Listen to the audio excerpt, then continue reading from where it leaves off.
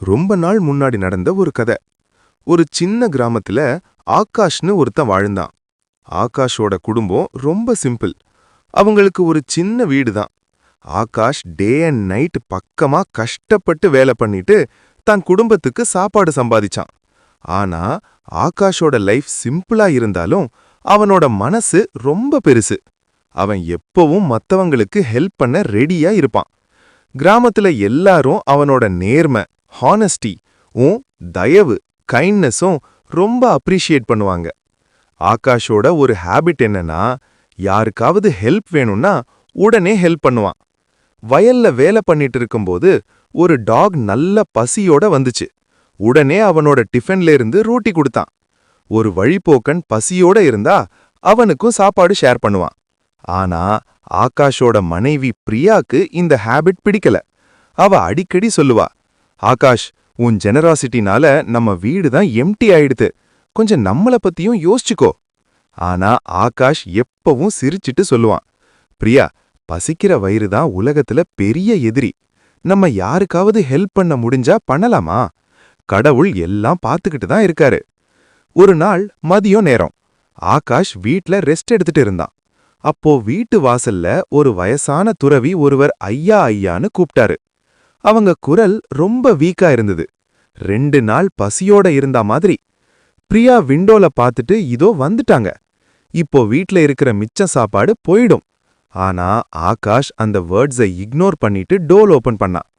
Door open பண்ணும்போது துறவி ரொம்ப பலவீனமா இருந்தாங்க. அவங்க ட்ரெஸ் டர்ட்டி. ஆகாஷ் உடனே சொன்னான், ஐயா, நீங்க அங்க உட்கார்ந்தில்ல, நான் இப்போ தண்ணி கொண்டு வரேன். அவன் உள்ள போய் லோட்டால தண்ணி கொண்டு வந்து கொடுத்தான். துறவி தண்ணி குடிச்சிட்டு ஒரு டீப் பிரெத் எடுத்தாங்க. அவங்க சொன்னாங்க, தம்பி, 2 நாளா பசியோட இருக்கேன். கொஞ்சம் சாப்பாடு கிடைச்சா ரொம்ப புண்ணியமா இருக்கும். இத கேட்டதுனே ஆகாஷுக்கு உடனே கிச்சனுக்கு ஓடி போனான். ஆனா கிச்சன்ல பார்த்தா சாப்பாடுக்கு ஒன்னும் இல்ல. 2 ரோட்டி தான் இருந்தது. அது ஆகாஷோட மதியம் சாப்பாட்டுக்கு வச்சது. ஆகாஷ் யோசிக்காம அந்த 2 ரோட்டியையும் எடுத்து அந்த துறவிகிட்ட கொண்டு போகும்போது பிரியா அவனை ஸ்டாப் பண்ணினா. அவ கோவமா சொன்னா, என்ன பண்ற? இந்த ரோட்டி உனக்கு தான். இதையும் கொடுத்தா நீ என்ன சாப்பிடுவ? காமா சொன்னா, பிரியா, பசிக்கிற ஆள வெயிட் பண்ண வைக்க கூடாது. இந்த துறவி 2 நாளா பசியோட இருக்காரு. நம்ம குடுக்காம இருந்தா என்ன ஆகும்? கடவுள் நமக்கு அரேஞ்ச்மெண்ட் பண்ணுவாரு. பிரியாவோட வாய்ஸ் லவுடா இருந்ததுனால அந்த துறவி எல்லாம் கேட்டுட்டாங்க. ஆனா அவங்க அமைதியாக உட்கார்ந்து ஆகாஷ்காக வெயிட் பண்ணினாங்க. ஆகாஷ் பிரியாவோட கோவத்தை இக்னோர் பண்ணிட்டு அந்த ரோட்டிய துறவிகிட்ட கொடுத்தான்.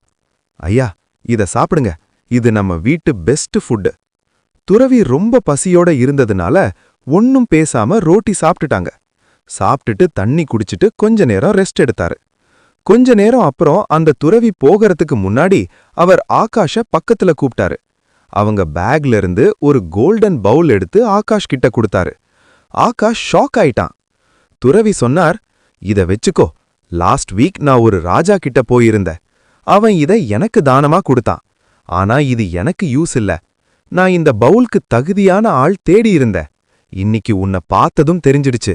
இது உனக்கு தான். துறவி சொன்னார், இது உன் நல்ல கர்மங்களோட பலனா நினைச்சுக்கோ. இது உன்னோட நல்ல எண்ணங்களுக்கான பலன். இந்த பவுல் உன்கிட்ட வெச்சுக்கோ. ஆனா இது கிடைச்சதுனால உன் நல்ல குணத்தை விடக்கூடாது. இது ஒரு சிம்பல் தான். கடவுள் நல்ல கர்மங்களை எப்பவோ அப்ரிஷியேட் பண்ணுவாரு. இத சொல்லிட்டு அந்த துறவி அங்க இருந்து போயிட்டாங்க. அவன் கண்ல சந்தோஷ கண்ணீர் வந்துகு. அவன் மனசுல டிசைட் பண்ணினான், என்ன நடந்தாலும் நான் மத்தவங்களுக்கு ஹெல்ப் பண்ணிட்டு தான் இருப்பேன்.